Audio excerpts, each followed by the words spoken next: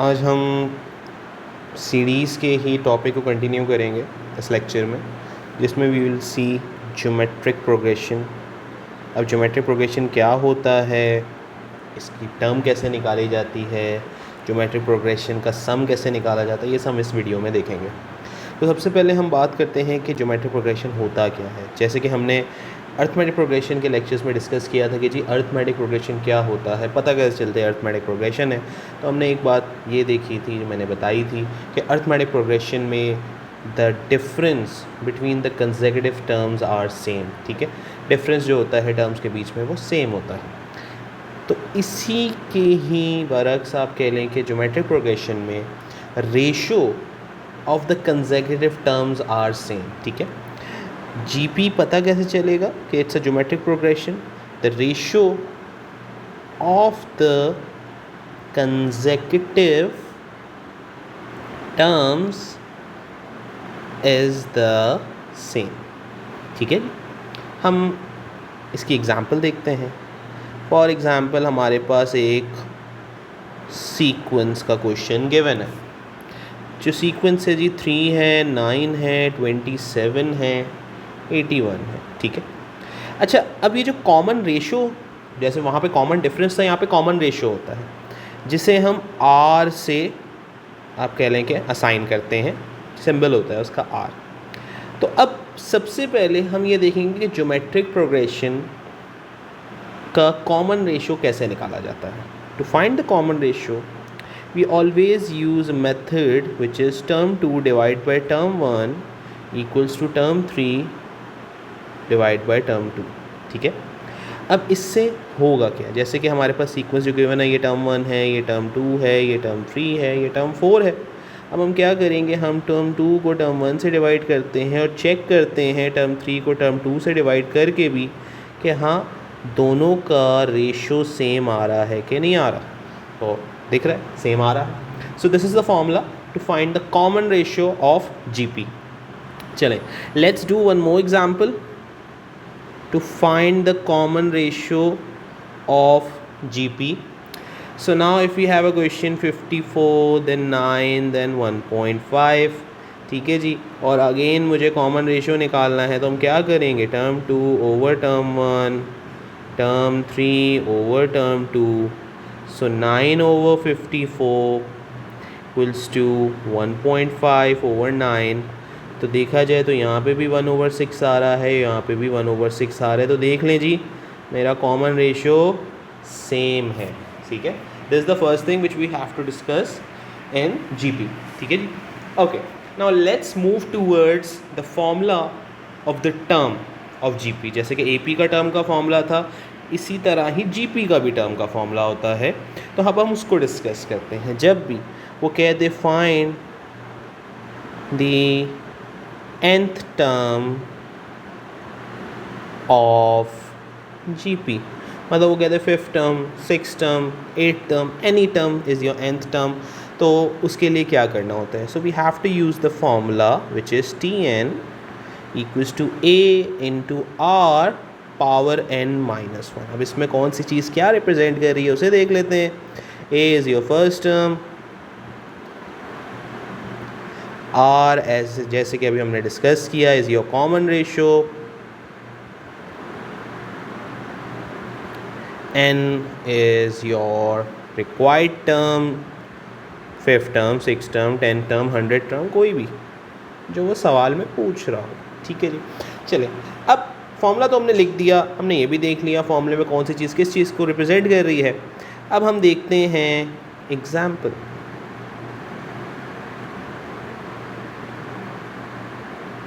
जैसे हमारे पास एग्जाम्पल है 72 है, फिर 18 है, फिर 4.5 है, और मैं कह दूं कि जी इस सीक्वेंस की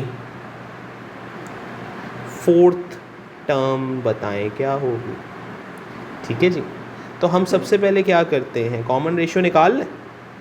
कॉमन रेशियो कैसे निकलेगा, टर्म 2 ओवर टर्म 1 करके देखते हैं जी। कैलकुलेटर अपने साथ रखें, वरना वीडियो पॉज करके कैलकुलेटर ले आएँ। सो इट विल बी 1 over 4। चलें टर्म 3 ओवर टर्म 2 करके भी देख लेते हैं हमारा कॉमन रेशियो क्या आ रहा है। तो ये 4.5 डिवाइड बाई 18 करें तो भी ये भी 1/4 आ रहा है। तो मेरा कॉमन रेशो 1/4 आ गया। अब हमें फोर्थ टर्म निकालनी है ज्योमेट्रिक प्रोग्रेशन की। हमारी फर्स्ट टर्म 72 है, हमारा कॉमन रेशो 1/4 है, जिस पे हम पावर लगाएंगे n की जगह 4 और फॉर्मूले में एज इट इज़ जैसे माइनस है हमारे पास वैसे ही। चलें जी, कैलकुलेटर का इस्तेमाल। So it will be 1/4 power 3, तो ये आ रहा है हमारे पास 1.125। So this is our fourth term of the sequence. तो बड़ा सिंपल सा तरीका है जीपी का nth टर्म निकालने का। चलो अब हम इससे आगे चलेंगे। जैसे कि अर्थमेटिक प्रोग्रेशन में सम निकालने का फॉर्मूला है, वैसे ही ज्योमेट्रिक प्रोग्रेशन में भी सम निकालने का फॉर्मूला है। ठीक है जी, तो अब हम देखते हैं जीपी के सम निकालने का फॉर्मूला क्या है। सो जीपी के सम निकालने के दो फार्मूलाज हैं, तो उनकी रिक्वायरमेंट क्या होती है कि कब कौन सा फॉर्मूला यूज़ होना है, हम उसको देख लेते हैं। जैसे हमारे पास पहला फॉर्मूला जो आता है वो आता है a bracket r power n -1 over r -1। ये फॉर्मूला तब यूज़ होगा जब हमारा कॉमन रेशो 1 से बड़ा हो, और कॉमन रेशो 1 से बड़ा तब होगा जब हमारी नेक्स्ट टर्म प्रीवियस टर्म से ग्रेटर हो। ठीक है, हमारी आने वाली टर्म पीछे वाली टर्म से बड़ी हो। एक फॉर्मूला ये है। दूसरा फॉर्मूला होता है हमारे पास a into 1 minus R power n 1 minus R, जिसमें अब ये फॉर्मूला कब लगेगा, जब हमारा कॉमन रेशियो लेस देन 1 हो। और लेस देन 1 कब होगा, जब हमारी next term is lesser than the previous term. अच्छा, इसकी एग्जांपल भी मैं आपको दिखा देता हूँ। जैसे कि अभी अब जब हम कॉमन रेशियो मालूम कर रहे थे, मैंने दो एग्जांपल्स करके दिखाई थी आपको, जिसमें एक एग्जांपल मैंने करके दिखाई थी 3, 9, 27, 81। इसमें अगर देखा जाए तो अगली टर्म पिछली टर्म से बड़ी है, तो हमारा कॉमन रेशियो क्या है, 1 से बड़ा है। इसी तरह दूसरी एग्जांपल पे आते हैं तो हमारी पिछली टर्म अगली टर्म से बड़ी है, तो आप कह लें कि इसमें हमारा कॉमन रेशियो 1 से कम आ रहा है। So these are the two examples to identify कि कब कौन सा फॉर्मूला यूज़ होता है। चलें अब हम करते हैं एग्ज़ाम्पल, क्योंकि एग्ज़ाम्पल ज़िंदगी में बहुत ज़रूरी है, इंसान एग्ज़ाम्पल दे के ही सीखता है। So the example for the sum of GP. अब मिसाल के तौर पर हमारे पास एक सीक्वेंस है, 4 है, 12 है, 36 है, 108 है, फिर 324 है। कितनी टर्म्स है हमारे पास, 1 2 3 4 5। अब मैं कह दूँ find the sum of 5 terms of GP। ठीक है जी। अच्छा, अब मैं क्या करता हूँ, अभी तो ये 5 टर्म है, इनको कैलकुलेटर में डाल के इनका सम निकाल भी लेता हूँ।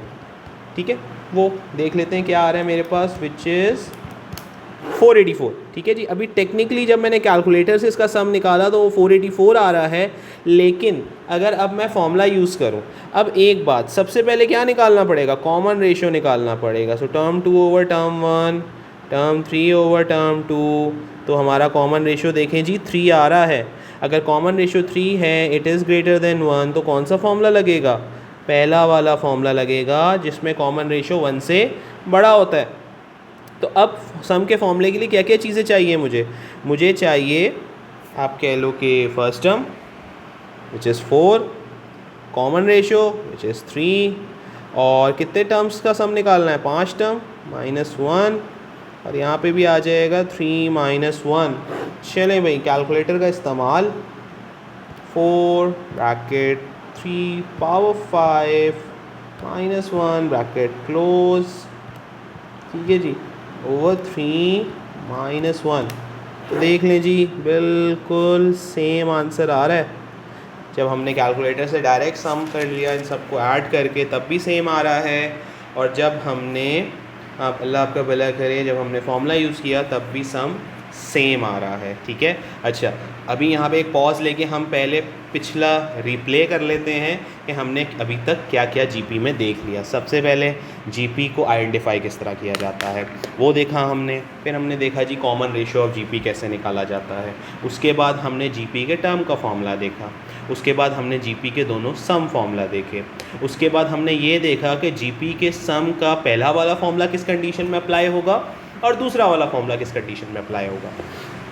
ठीक है जी। तो अब हम चलते हैं एक और एग्जाम्पल में जहाँ पे हमें ज्योमेट्रिक प्रोग्रेशन के सवाल को, जैसे कि अगर आप याद करें लेक्चर 2 में मैंने अर्थमेटिक प्रोग्रेशन का साइमल्टेनियस इक्वेशन का भी एक सवाल कराया था, वैसे ही हम ज्योमेट्रिक प्रोग्रेशन का एक साइमल्टेनियस इक्वेशन का सवाल करते हैं।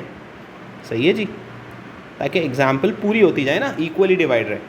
सो सवाल है the second and the fourth term of GP are 20 and 12.8। फिर वो कह रहे हैं given that all the terms are positive, find the sum of 8 terms। ठीक है जी। अच्छा जी, अब सवाल तो उसने दे दिया, उसने कहा जी दूसरी और चौथी टर्म आपके पास 20 और 12.8 गिवन है। वो कह रहे हैं अगर सारी टर्म्स पॉजिटिव हैं तो बताएं सम ऑफ दिस सीक्वेंस, ये जो भी सीक्वेंस है उसकी 8 टर्म्स का सम क्या होगा। तो अब सॉल्व करते हैं हम। तो सबसे पहले हम क्या करते हैं, हम जीपी का सेकंड टर्म का फॉर्मूला बना लेते हैं। तो कैसे बनाएंगे जी, उसको बनाने का बड़ा ज़बरदस्त तरीका है। Will use the formula for the term which is A into R. अब n हमारे पास गिवन है 2 -1 और ये किसके इक्वल होगा 20 के, क्योंकि सेकंड टर्म गिवन है। तो हमारी सेकंड टर्म जो है उसका एक्सप्रेशन ए आर है और किसके बराबर है 20 के। इसी तरह हम फोर्थ टर्म का एक्सप्रेशन बनाते हैं। तो फोर्थ टर्म का एक्सप्रेशन कैसे बनेगा जी, सेम तरीका ए इंटू आर। अब एन की जगह रखेंगे हम 4 और इक्वल्स टू 12.8। तो ये हो जाएगा A R cube equals to 12.8। अब हम क्या करते हैं, अब हम निकालते हैं कॉमन रेशो। ठीक है जी, हम आर पहले निकाल लें, हम ए पहले निकाल लें, मैं पहले आप कह लो कि आर निकाल रहा हूँ। तो आर निकालने के लिए अगर मैं सेकेंड टर्म वाले एक्सप्रेशन में से ए को सब्जेक्ट बना दूँ और फिर इसे मैं फोर्थ टर्म के ए में सब्स्टिट्यूट कर दूं तो मेरे पास कॉमन रेशो आ जाएगा। यहाँ से एक आर गया, यहाँ से एक आर गया, क्योंकि डिवीजन में जब बेसिस सेम होती हैं तो पावर माइनस हो जाती है, तो मैंने माइनस कर दी। तो ये हो जाएगा 20r², okay ji, equals to 12.8। तो r² इक्वल्स टू 12.8 ओवर 20। तो अल्लाह आपका भला करे। सो ये हो जाएगा 12.8 ओवर 20। ये आ रहा है हमारे पास 4/5 जो कि डेसिमल में बनता है 0.8। ये आ गया हमारा कॉमन रेशो।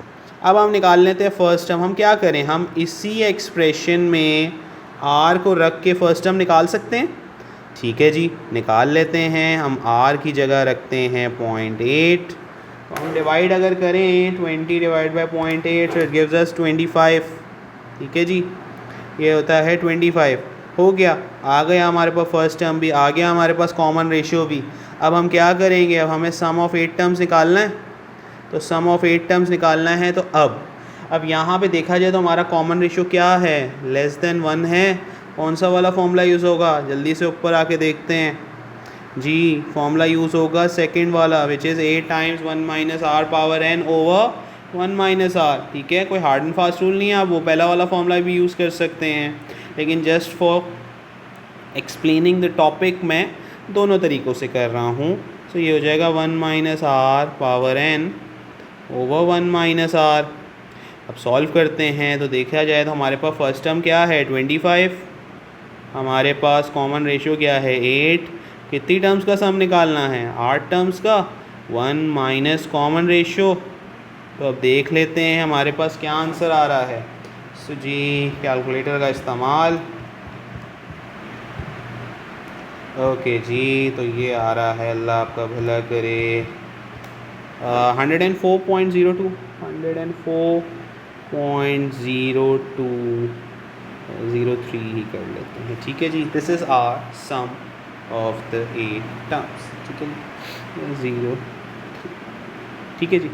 ओके, अब हमने क्या क्या देख लिया, हमने टर्म देख लिया, हमने जीपी को कैसे आइडेंटिफाई करना है वो देख लिया, हमने कॉमन रेशो कैसे निकालना है वो देख लिया, हमने सम भी देख लिया। अब जो लास्ट चीज़ रहती है वो जीपी में टॉपिक कंप्लीट करने के लिए वो रहता है सम टू इन्फिनिटी का फॉर्मूला, सम टू इन्फिनिटी। अच्छा जी, अब सम टू इन्फिनिटी का फॉर्मूला कब अप्लाई होता है, जब आपका कॉमन रेशो ग्रेटर देन 0 और लेस देन 1 हो। अमूमन तो सवाल में वो आपसे बोल देता है find the sum to infinity, लेकिन कभी कभार इंसान है, इंसान के जहन में सवाल आते हैं कि भाई ये सम टू इन्फिनिटी कब यूज़ होगा, क्यों यूज़ होगा। तो ये तब यूज़ होता है जब आपका common ratio is greater than 0 और लेस देन 1। चलें जी, एग्ज़ाम्पल देख लेते हैं। एग्ज़ाम्पल है हमारे पास 2 1, एक सीक्वेंस लिख रहा हूँ, ठीक है जी।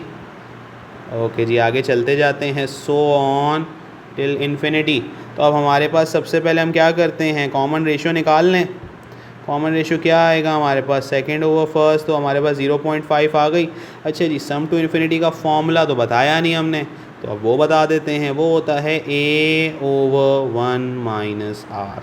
ठीक है, अब देखा जाए तो सवाल में हमारे पास a भी गिवन है, कॉमन रेशो मैं निकाल चुका हूँ, तो सम टू इन्फिनिटी का मेरा आंसर आ जाएगा 4। Okay, so we are done with the explanation part of AP and GP. So inshallah in the next video I'll be doing many questions of AP and GP related from the specimen questions जो कि आपके O level पास paper में हैं, और related AS वाले questions जो कि AP GP से related questions जो AS में हैं वो वाले भी, और साथ ही साथ इंशाल्लाह I'll be uploading the next topic videos, explanation videos इंशाल्लाह tomorrow. Till then, Allah Hafiz.